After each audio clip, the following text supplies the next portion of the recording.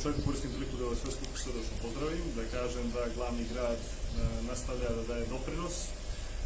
u borbi protiv širenja koronavirusa u Crnoj Gori, a sve u skladu sa naredbama i preporukama Nacionalnog koordinacionog tijela za borbu protiv zaraznih bolesti. Ponosan sam na činjenicu da smo mi do sada realizovali cijeli niz aktivnosti i da skupa s ovom donacijom,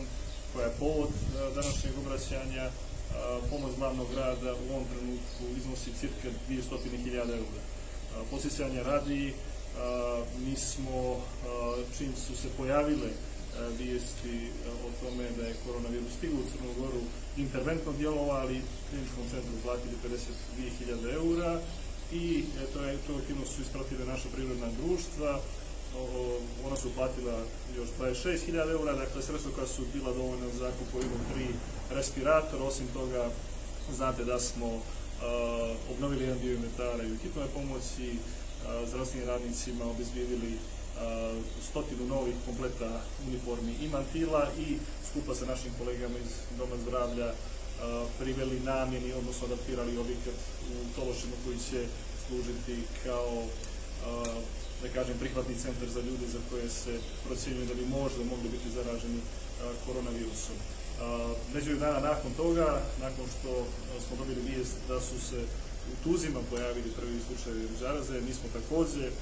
promptno djelovali i našim prijateljima već jutro ujutru uplatili 50.000 eura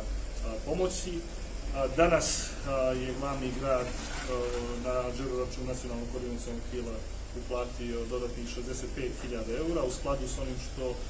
su bile sugestije, odnosno zahtjev naših kolega iz Crvenog krsta, kojima se ovom prilikom zahvaljujem u ime gradske uprave. Dakle, 65.000 eura koji će biti dovoljni da se obezbijedi jedan veći broj paketa, što prehrambenih namirnica, što sredstava za higijenu, za socijalno najugroženije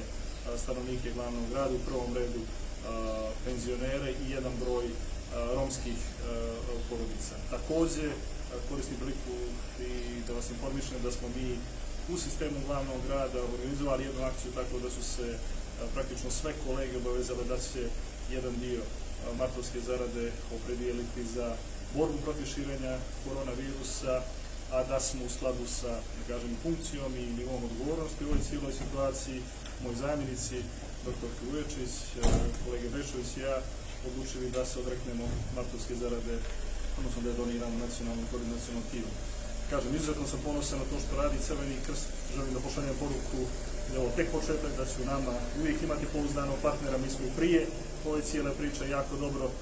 sarađivali, nadam se da ćemo sarađivati nekim drugim povodima, ali što se tiče nas, apsolutno mogu da računaju nas 24 sata, mi smo, i to treba reći, značajno ojačali kadrovske kapacitete našeg call centra, tako da su naše kolege konstantno na vezi sa ljudima koji su na terenu, promptno reagujemo u odnosu na ono što su potrebe naših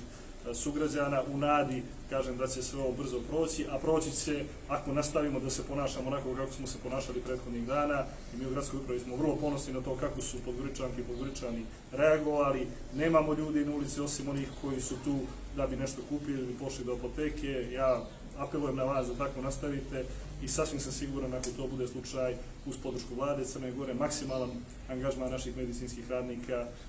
da se već nazire svjetlo na kraju ovog tunela u kom se nalazi.